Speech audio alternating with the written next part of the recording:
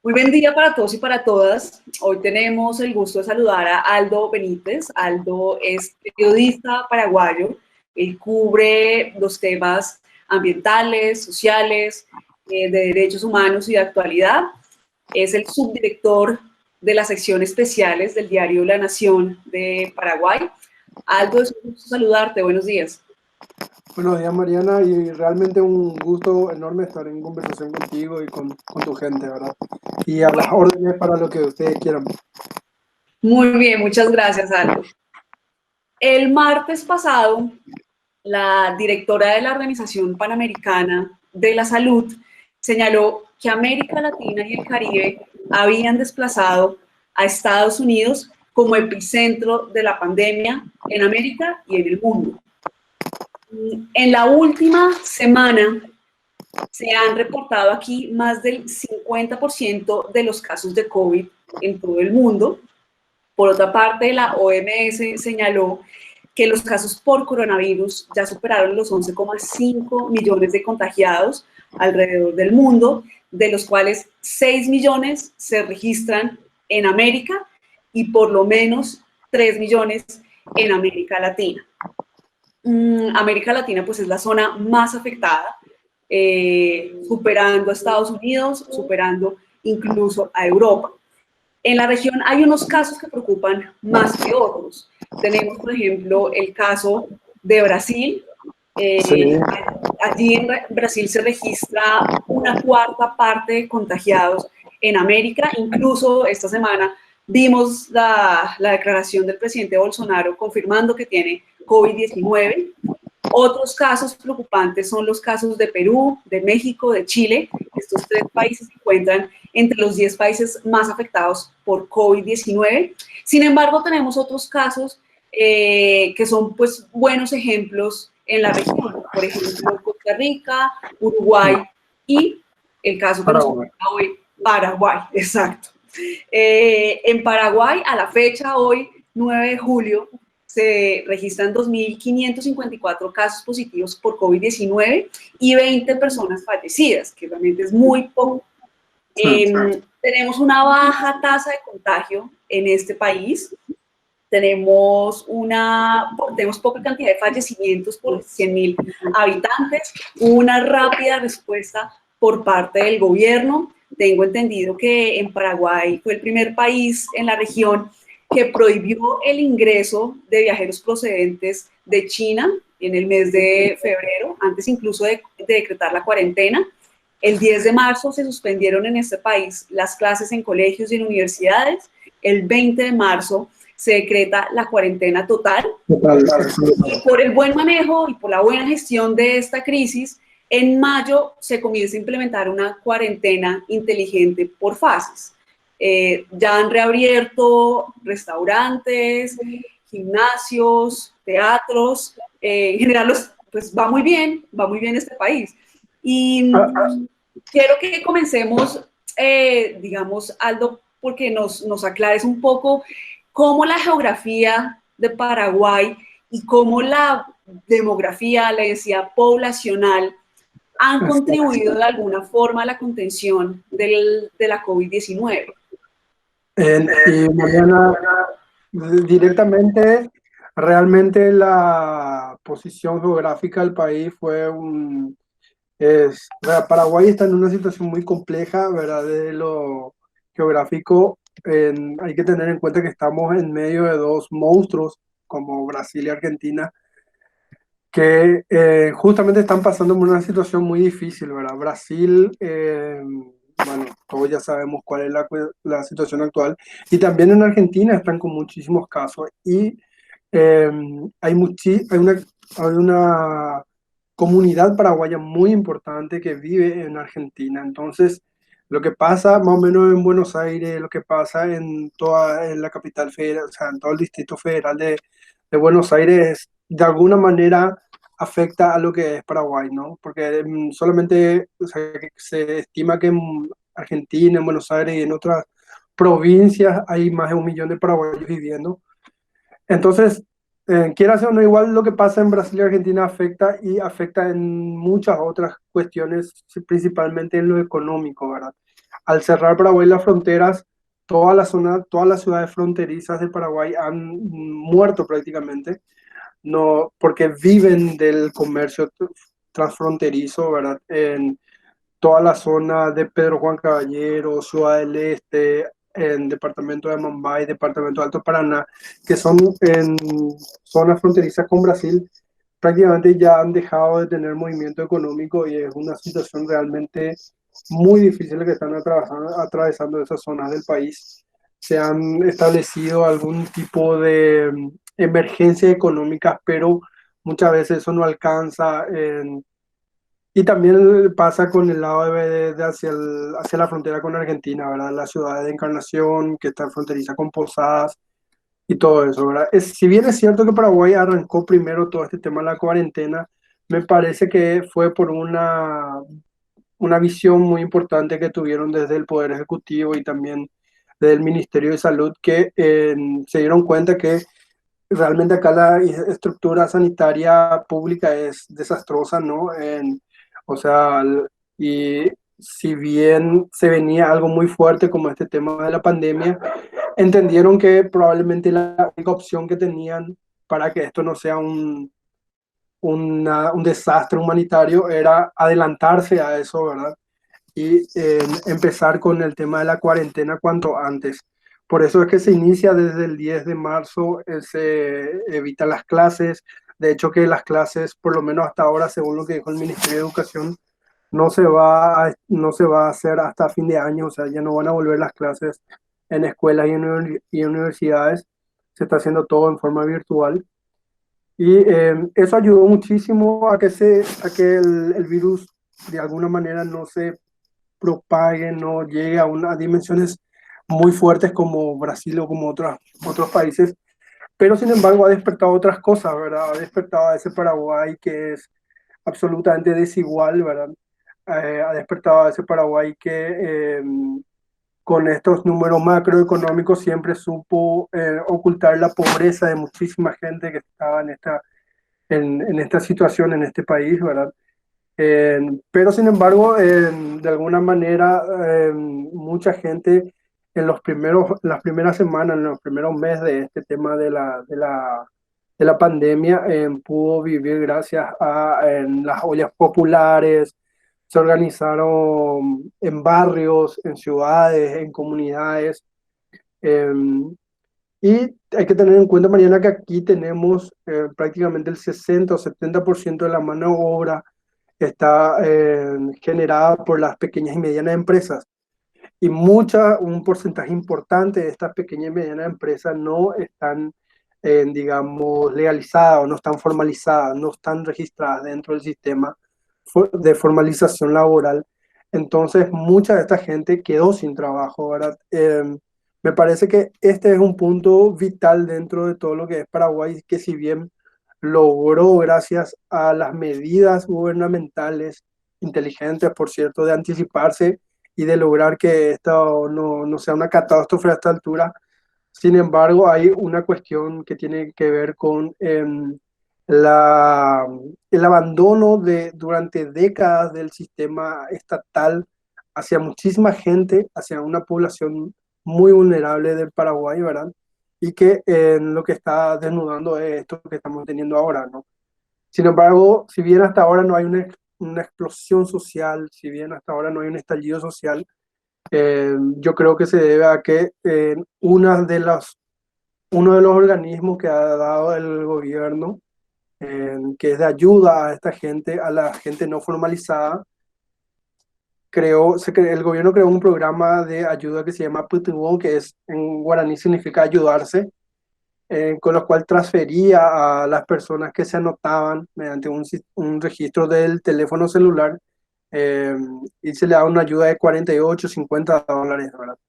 Entonces, eso es lo que está, creo, generando bueno, esa gente por lo menos esté contenida de cierta manera para adquirir sus productos básicos, ¿no? Y otro punto, Mariana, no sé si me estoy extendiendo, si estamos bien, si... Perfecto.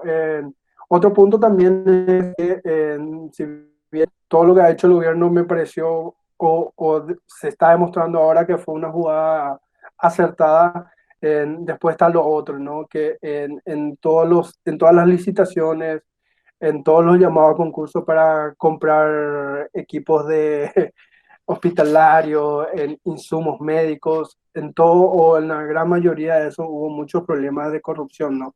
Que es otra, que es una pandemia, es pandemia histórica de este país lastimosamente y que vuelve a flotar y que vuelve a tener un tufo muy fuerte dentro de esta pandemia y que ha complicado muchísimo, ¿verdad? Sobre todo en el Ministerio de Salud, que no ha logrado hasta ahora comprar o ni siquiera ha logrado ejecutar el 50% de los fondos que se previeron para el ministerio con mira a esta emergencia sanitaria, ¿verdad?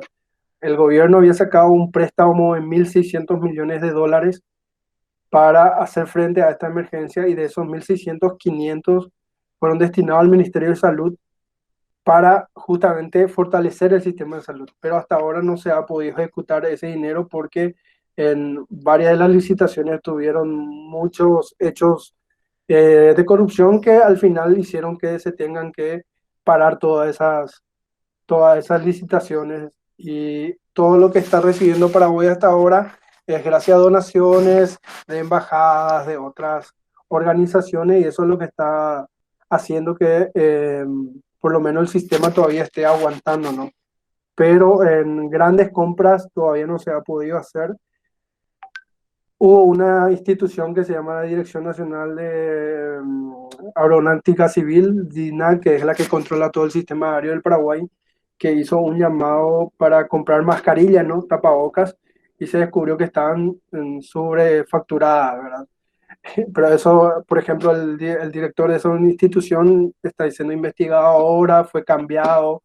Lo mismo pasó con la directora de la petrolera estatal, que es Petropar, que compraron agua tónica en nombre de la emergencia del COVID con precios súper inflados. O sea, por un lado, una cuestión de adelantarse muy bien a la jugada, pero por otro, el mal que siempre ha tenido el sistema estatal paraguayo de la corrupción, ¿verdad?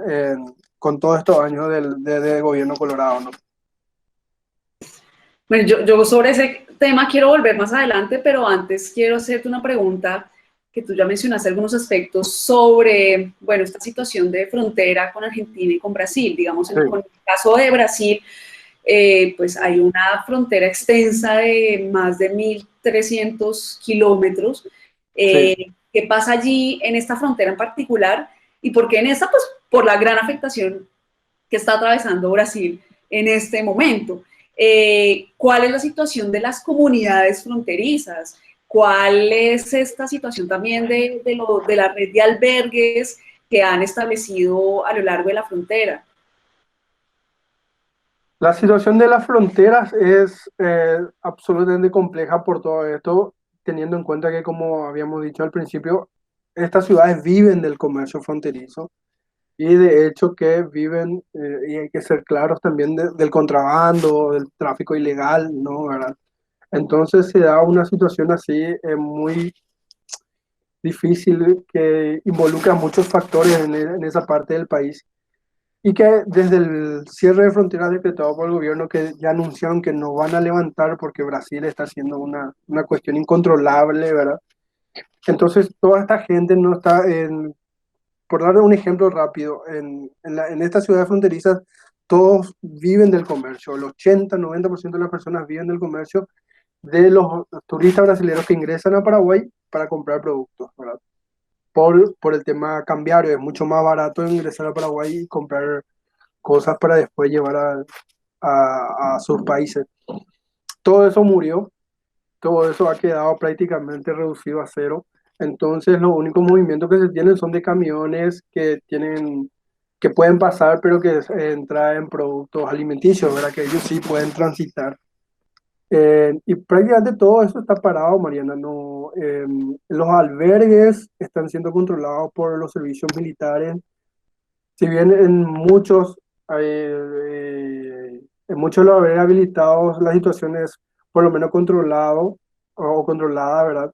En otros lugares sí hubo mucha manifestación de las personas que iban a esos lugares por eh, que denunciaban que estaban muy hacinados, que la comida no era buena, de repente así. Pero yo sí creo que esa parte es una cuestión de que no estaban preparados para que lleguen tantos paraguayos en tan poco tiempo, ¿verdad? Porque hasta los últimos datos que registran migraciones, se tiene algo así como que 2.000 o 3.000 paraguayos volvieron por el lado brasilero en los últimos 2 o 3 días. O sea, ese flujo era algo que no se tenía. Y encima es paraguayos que llegan y que no se, o sea, se tienen que quedar en algún albergue, ¿verdad? Entonces, hacer ese control de esa cantidad de gente, yo creo que le sobrepasó en algún momento, evidentemente. Y en los primeros días sí había muchas quejas de estas personas que están en los albergues. Hoy creo que está un poco más controlada la situación. Hubo un trabajo más coordinado en ese sentido, pero sigue siendo muy difícil, ¿verdad? Sobre todo para la gente que vive en las zonas fronterizas, ¿no? Los comercios. Ayer estaban dando un informe lapidario de una ciudad que se llama Saltos del Boirá, que está en fronteriza con Mundo Nuevo de Brasil, y que prácticamente el 89% de los comercios ya estaban cerrados. Y son comercios que viven directamente de los turistas o de los brasileños que entran a hacer compras, ¿no? Entonces plantea también una visión así un poco más allá de depender, o sea, ¿qué pasa cuando las ciudades dependen muchísimo de solamente un rubro, ¿no? Entonces tenemos esta situación, ¿verdad? O sea, depender directamente de vender cosas, y cuando pasa algo así, eh, estamos ante esa situación. Igual se anunciaron programas de ayuda a esta gente. Creo que hoy justamente el Senado está estudiando otra vez un nuevo programa de subvención a los comercios de zona fronteriza, porque de alguna manera si tenemos una ventaja nosotros acá, Mariana, creo que es que somos pocos, ¿no?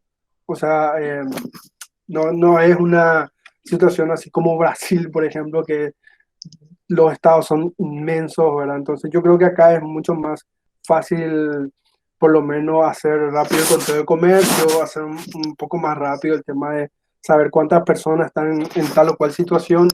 Entonces yo creo que eso sí ayuda más rápido a que se pueda hacer proyectos o programas de emergencia. Ya que mencionas pues este tema del comercio, de depender tanto de vender productos en la zona fronteriza para los turistas de Brasil que van al Paraguay, quiero preguntarte ahora por, digamos, ¿qué va a pasar con la economía paraguaya? Es una economía frágil, una economía que fue fuertemente golpeada el año pasado, una recesión, Sí. apenas estaba recuperando al comienzo de este año y que sucede esto, y que sucede esto de la pandemia. Y en efecto, pues la pandemia va a golpea, ya está golpeando la economía mundial, algunos Mundial, claro. países ya están presentando pues algunas mejorías, pero es un gran golpe. ¿Qué va a pasar con esta economía paraguaya? Esa es una buenísima pregunta. Yo creo que es difícil de responder de alguna manera en forma certera. Si bien hay indicadores que están hablando de que Paraguay, la economía paraguaya, por la resiliencia que tiene, probablemente sea una de las que más rápido se recupera, ¿verdad? Justamente un informe que hace pocos días estaban dando a conocer, ¿verdad? Eh, a ver, yo creo que va a estar difícil recuperarse al 100% en poco tiempo, pero las finanzas, o sea, por ejemplo, los recursos del tesoro que tiene Paraguay, yo creo que eso, el gobierno creo que tiene las herramientas como para evitar un colapso total del sistema, ¿verdad? Eh, es cuestión de que ellos vean la forma de cómo hacer que eso, principalmente no, a ver, ¿cómo decirlo? No, no esperar, o sea, porque estamos de que Paraguay venía de una recesión muy fuerte, como tú lo dijiste, Mariana, pero cuando estaban repuntando, cuando se estaba repuntando, llega esta pandemia. Los indicadores, los últimos indicadores que estaban hablaban de que Paraguay caería de vuelta, o sea, no iba a tener un crecimiento, y que después de la pandemia, probablemente cuando termine esto, sería una de las economías que más rápido se recupere. Apuntando a eso, el Ministerio de Hacienda estaba iniciando un par de programas que justamente, por ejemplo, como te dije, el caso de Petibó, ¿verdad? La ayuda a estas familias que están en situación prácticamente sin ingreso ahora por el tema de la pandemia. En principio se iba a hacer hasta julio, hasta este mes. Pero teniendo en cuenta la situación como está, creo que van a extenderlo hasta fin de año. Ese tipo de programas, por ejemplo, genera un circulante, ¿verdad? Entonces yo creo que eso ayudaría a que la economía no llegue a un nivel tan bajo o no llegue a niveles donde sea prácticamente insostenible como están avisorando, por ejemplo, en Buenos Aires, en Argentina, ¿verdad? Eh, Me parece que yo creo que aquí se va a poder superar este tema de la pandemia. Actualmente uno sale por las calles de Asunción, por otras ciudades, y ya se nota que hay un flujo más casi normal, diría, ¿verdad? De gente que está en su comercio, de gente que está trabajando, de gente que está volviendo de alguna manera a su rutina. El tema de los restaurantes, eso por ejemplo, hasta ahora se permite, pero con una cierta cantidad de gente nada más. Algunos, algunos locales se le permite solamente para el tema de delivery. Hace poco estaban dando algunos datos que el tema de delivery creció muchísimo, o sea, muchas personas que estaban trabajando en algunos rubros ahora están haciendo este trabajo de delivery y están consiguiendo salvar de alguna manera esos ingresos, ¿verdad? O sea, genera una suerte de cambios, pero como nuestra economía es tan no sé si la palabra sería volátil, pero depende de algunos factores.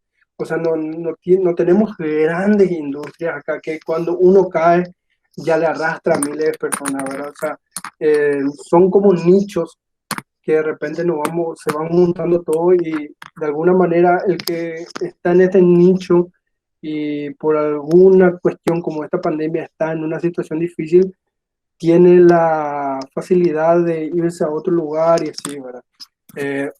O meterse a otro sector que de repente eso le ayude por lo menos a resistir esta situación actual o lo que vendrá, ¿verdad?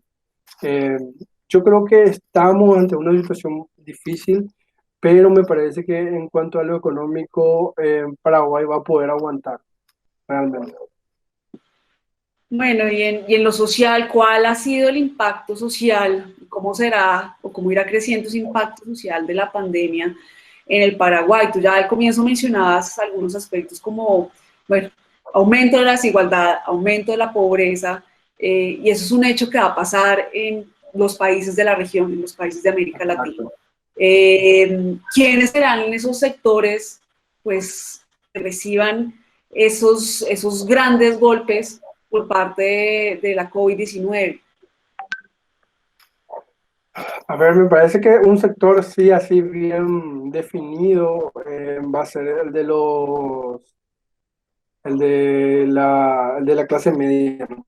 O por lo menos nuestra clase media acá, que es de la gente que trabaja en el día a día, empleada, gente que alcanza fin de mes y no tiene para un ahorro, que está directamente trabajando para salvar sus cuestiones básicas, para salvarle la escuela al hijo, a la hija. Creo que esa gente sí va a estar golpeada. El Ministerio de Trabajo estaba dando hasta hace poco datos de que cerca de 14.000 personas habían tenido que, o sea, suman 14.000 las personas que fueron suspendidas laboralmente sus contratos. Igual no es una cifra muy elevada, ¿verdad? Pero en realidad, como te dije anteriormente, que la gran mayoría de la gente que da trabajo aquí está en forma informal, entonces eso no se registra, ¿no?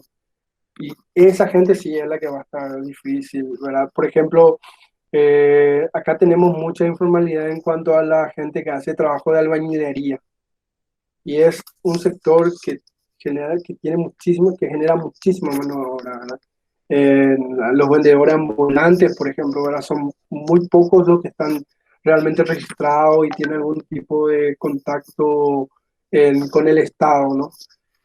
Creo que la gente sí va a sentir mucho. Los que están ya en una situación de pobreza, me parece que van a salvar porque el gobierno ha destinado una gran parte de sus esfuerzos a que esta gente no esté totalmente abandonada en esta situación. Pero sí hay un sector, por ejemplo, como te decía, los de los empleados, los que tienen pequeñas empresas como, no sé cómo te decir, fotocopiadoras, las librerías, por ejemplo, ¿verdad? Estaba hace poco conversando con un amigo que justamente había dejado un trabajo que tenía y se dedicó a abrir una librería cerca de un colegio, pero ahora el colegio cerró y entonces ese tipo de situación, ¿verdad? ¿Cómo haces? ¿Qué haces ahora? Y le cuesta mucho conseguir otro tipo de trabajo, ¿verdad? No, o sea, hay una serie de factores y hay casos y casos, historias así, ¿verdad? Yo creo que esa gente sí va a estar muy afectada por esta cuestión de COVID. Y obviamente, ¿verdad? De nuevo acentuar la desigualdad que hay acá, en donde muchísima gente hoy día saltó el tema de las declaraciones juradas de los funcionarios públicos que se hicieron, que se logró que se haga público después de un par de años de una lucha de una organización para permitir que las declaraciones juradas de estos funcionarios sean públicos y lo que encontramos es una cuestión así que para el común acá de los paraguayos paraguayas es absolutamente increíble eh, el patrimonio que tienen estos políticos. La mayoría de ellos se hicieron como funcionarios públicos, o sea, estamos hablando de gente que ha hecho fortuna en medio de una impunidad absoluta, ¿verdad? Y que creo que eso es uno de los grandes problemas que hace que el Paraguay sea probablemente uno de los países más de desigualdad que hay acá en la región. Aldo, y digamos, regresando al tema del sistema de salud, tú ya mencionaste esta corrupción en la compra de insumos médicos. Yo quiero preguntarte ahora, es como, ¿qué tan preparado está el sistema de salud? ¿Qué características tiene? Es decir, yo recuerdo una conversación que tuve con una periodista de Semanario Universidad en Costa Rica que mencionaba que el sistema de salud de Costa Rica es un sistema de acceso universal y gratuito con una cobertura de casi el 95% y que pues el costarricense se siente seguro con ese sistema de salud. ¿Qué tan seguro se siente el paraguayo con su sistema de salud? A ver, absolutamente te puedo dar fe de que no se siente para nada seguro. O sea, el trabajador que está acá, nosotros tenemos un sistema que se llama Instituto de Previsión Social, que es el único instituto que da una previsión social al trabajador formalizado, ¿verdad? Ese instituto tiene que abarcar actualmente 700.000 trabajadores formalizados en todo el país y gente que ya se ha jubilado, ¿no? Y ese instituto está esa institución está con casos de corrupción, pero a lo largo de la década, ¿verdad? Y ahora mismo estaban anunciando que ya estaban quedándose sin fondos, por ejemplo, ¿verdad? O sea, ese tipo de casos se da y aparte del IPS, el tema del sistema sanitario fue es una de las grandes déficits que tiene el gobierno en manos del Partido Colorado, pero desde la época de la dictadura, ¿verdad? O sea, de los últimos 40, 50 años, el sistema de salud ha sido un sistema totalmente fracasado que no ha llegado hasta la gente en todo el país. Estoy hablando de un país muy pequeño en comparación a la de ustedes, por ejemplo, de otros, ¿verdad? Y sin embargo, acá eh, no tenemos un 100% de cobertura agua potable, no tenemos cobertura 100% de un sistema de salud que llegue a todas las comunidades indígenas, por ejemplo, ni mencionar, ¿verdad? Recién en el gobierno de Fernando Lugo, 2008, se implementó un sistema que se llama Unidad de Salud Familiar, que es un sistema que ha funcionado y que se ha mantenido durante los gobiernos siguientes son así como pequeñas unidades de salud que se fueron instalando en comunidades muy alejadas donde, por ejemplo, no, ni siquiera tienen eh, servicio de agua potable, calles en buen estado, o sea, en las zonas muy vulnerables. Y esos sistemas son los únicos que tienen, por ejemplo, acceso a esta gente. Eh, yo te estoy hablando de lugares donde hay un hospital para todo un departamento que no tiene ambulancia, por ejemplo. Ese es el sistema de salud paraguayo, ¿verdad? Y entonces, y esa es la realidad es muy probable que se mantenga, por lo que se está dando ahora. eh, Actualmente, por ejemplo, los enfermos oncológicos están desesperados porque no están consiguiendo remedios. Y en lo que va de la pandemia ya han fallecido 23 personas oncológicas un problema oncológico porque no están recibiendo la medicación que ellos necesitan porque se ha enfocado todo tanto al COVID que se olvidaron de esta gente, ¿no? Y es muy triste, pero es una realidad, ¿no? O sea, es lo que está pasando. Pero no, o sea, yo entiendo que también el actual ministro de Salud ha hecho un esfuerzo muy grande por primero para desarrollar todos estos programas, pero no es una cuestión de ahora. O sea, esta situación actual es algo que se viene teniendo en Paraguay desde hace décadas, ¿verdad? Y no es algo que se pueda solucionar en 1 o 2 años. Eh, Descentralizar la salud, hacer que sea gratuita, hacer que llegue a las personas en diversas zonas del país, yo creo que no sea algo que se va a lograr en muy poco tiempo, ni mucho menos después de esta pandemia. Andy, quiero cerrar con una pregunta sobre el presidente, sobre Mario Abdo Benítez. ¿Qué va a pasar? O más bien, ¿cuáles eran los índices de credibilidad y de aceptación del presidente antes de la pandemia y cómo están ahora esos índices? Uf, eh, yo creo que es como algo así, como que tiene una curva, porque antes, al empezar toda esta situación de la pandemia, hubo una cuestión que tenía que ver eh, con casi un juicio político, incluso a Mario Abdo, por una cuestión de Itaipú, donde se dijo que hubo una negociación con Jair Bolsonaro que era en contra de los intereses de Paraguay, pero eso después se revirtió todo, entonces no, al final no salió el juicio político, pero yo creo que eso le dejó muy abajo a él, ¿verdad? En cuanto a la percepción que tenía la gente. Eh, Después, yo creo que subió altísimo los primeros meses de esta pandemia, porque obviamente, como en todo el mundo se vio también, la percepción era de que Paraguay estaba haciendo muy bien las cosas, pero eso yo creo que fue bajando nuevamente con el transcurrir de los meses, sobre todo cuando empezaron los casos de corrupción y sobre todo cuando uno se dio cuenta que todos estos casos de corrupción terminaron otra vez sin que los responsables hayan terminado, digamos, a ver, salvo lo de Dinag y Petropar, ¿verdad? Pero eran gente muy vinculada al entorno, ¿no? Entonces, a toda esta gente, o sea, como quedó algo muy con matices, ¿no? Al finalmente la posición del presidente, ¿no? Pero yo creo que sí, al iniciar la pandemia, él tuvo una aceptación muy grande otra vez de la gente por la forma en que estaba llevando adelante esto y porque se tomó medidas así drásticas desde el primer momento, ¿no? Y sobre todo medidas que con el paso de los días y la semana y por lo menos 1 o 2 meses después, uno viendo lo que pasaba en otros países, y bueno, nosotros hicimos bien las cosas. El tema es que ya van pasando casi 4 meses y van saltando otras cosas que uno también se pregunta, pero esto al final hicieron esto como para meterse cosas al bolsillo, o te queda la duda, ¿no?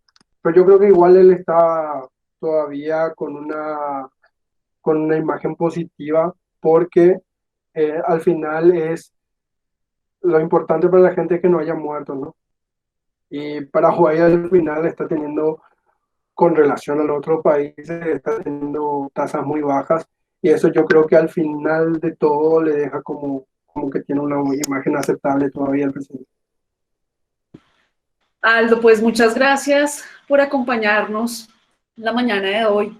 Nos has presentado un panorama muy amplio de lo que, de lo que está pasando en Paraguay. Realmente desde Colombia no es que recibamos muchas noticias de este país, entonces creo que es un ejercicio también para compararnos cómo va el resto de la región. Por supuesto, ¿no? Dicen lo que Paraguay generalmente no se le conoce lo tanto hasta que queman el Congreso o algo así, así que... Exacto. Bueno, Aldo, pues ten una buena mañana y feliz día. Muchísimas gracias. Vamos a estar atentos.